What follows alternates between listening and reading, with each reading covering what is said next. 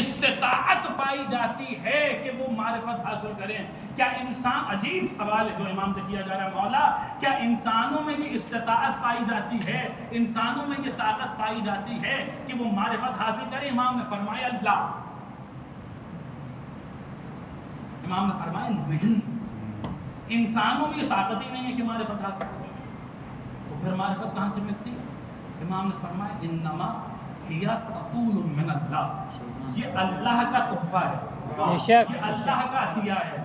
اللہ جسے چاہتا ہے معرفت عطا کرتا ہے. علم تم کتابیں پڑھ کر حاصل کرو گے، معرفت اللہ کی طرف سے ملے گی. جبھی تو جب معرفت کی بات آئی تو کہا گیا علم تم حاصل کرو، کتابیں تم پڑھو، ورق گردانی تم کرو، احادیث اور روایات کا مطالعہ تم کرو. لیکن جب بات معرفت کی آ جائے تو تم اپنا دست سوال خدا کی بارگاہ میں دراز کر کے کہو اللہم عرفنی نفسک فإنک ان لم تعرفنی نفسک لم اعرف رسولک، اللہم عرفنی رسولک فإنک ان لم تعرفنی رسولک لم اعرف حجتک، اللہم عرفنی حجتک فإنک ان لم تعرفنی حجتک ضللت عن دینی. خدایا مجھے اپنی معرفت کرا، اگر تیری معرفت نہ ہوئی تو تیرے رسول کو کیسے پہچانوں گا؟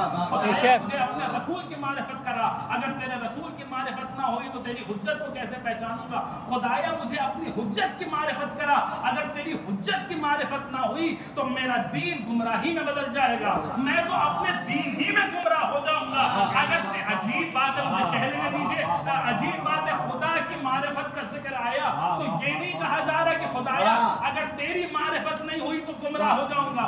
رسول کی معرفت کی بات آئی تو رسول کی معرفت کے باب میں یہ نہیں کہا جا رہا کہ خدایا اگر تیرے رسول کی معرفت نہ ہوئی تو میرا دین گمراہی میں بدل جائے گا.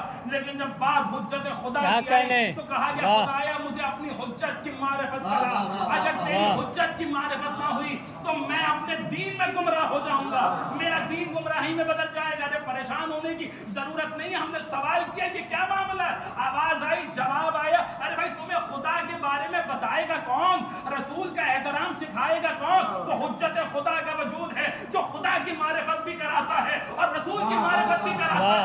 اگر حجت سمجھ میں نہیں آئی نہ خدا سمجھ میں آئے گا نہ رسول خدا سمجھ میں آئے گا.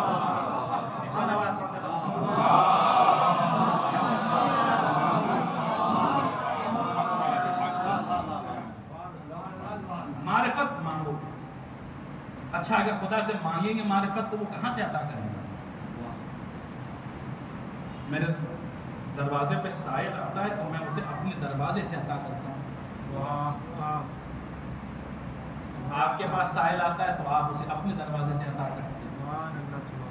بندوں کے پاس، بندوں سے اگر کوئی کچھ مانگتا ہے تو بندے اسے اپنے دروازے سے دیتے ہیں، اور اگر کوئی خدا سے مانگتا ہے تو خدا اسے اپنے دروازے سے عطا کرتا ہے. تو خدا کا دروازہ کون ہے؟ تو دعا میں ہم پڑھتے ہیں این باب اللہ الذی منہ یؤتی، کہاں ہے خدا کا وہ دروازہ کہ جس دروازے سے اللہ عطا کرتا ہے.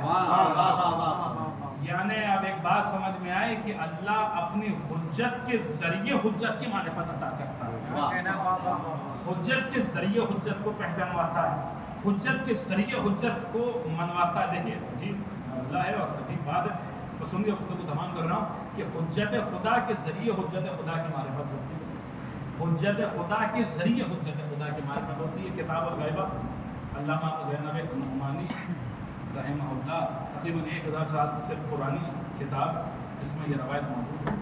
رسول اللہ کے پاس یمنیوں کا ایک وفد آیا، ایک گروہ آیا، آ کر کہنے لگے کہ خدا کے رسول، معاف کیجیے گا، بعض بدو عربوں کا ایک گروہ آیا، اس میں سے بدو عرب تھا، وہ آیا، عربی تھا، وہ آگے آیا اور اس نے آ کر رسول اللہ سے کہا خدا کے رسول کی جو اللہ کہہ رہا ہے وَاعْتَصِمُوا بِحَبْلِ اللَّهِ جَمِيعًا، اللہ کی رسی کو مضبوطی سے تھام لو. وہ خدا کی رسی ہے کیا؟ اس کو تھامنے کا حکم ہو، اللہ کی رسی کو مضبوطی سے تھام لو.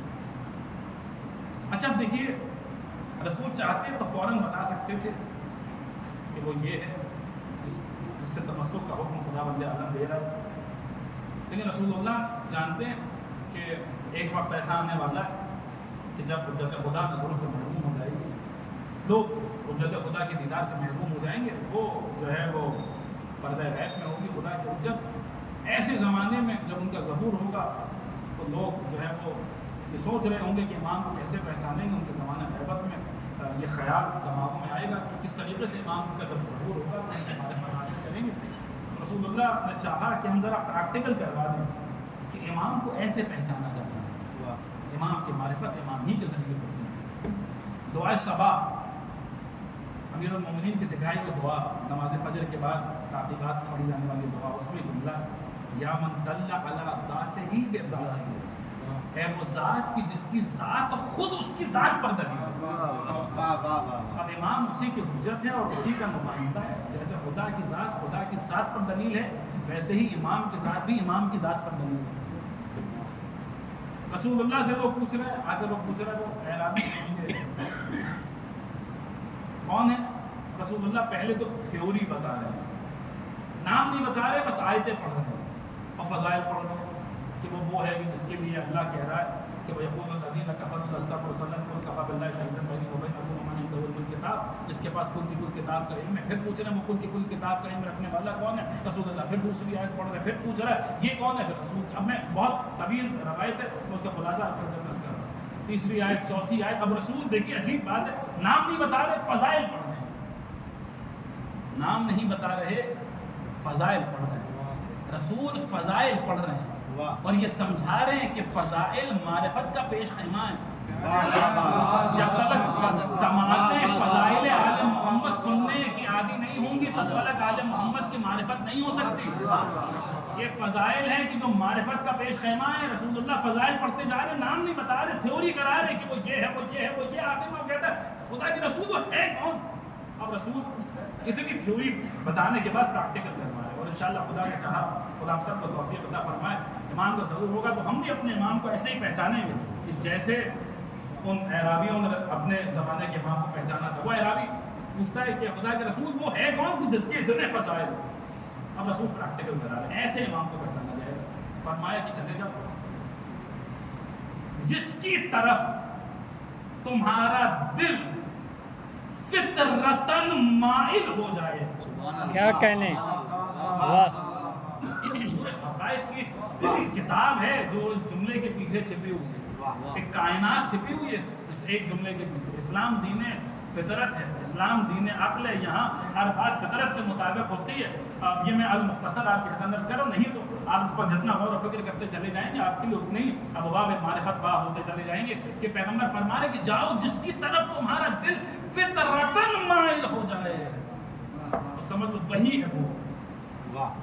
بیرابی کہتا ہے میں چلا, پہلے تو کچھ ایسے منحوس چہرے دیکھے کیا کہنے, جن چہروں کو دیکھ کر دل فطرتاً ان سے بیزار ہوگا. خدا نے تولا اور تبرہ دونوں انسان کی فطرت میں رکھا.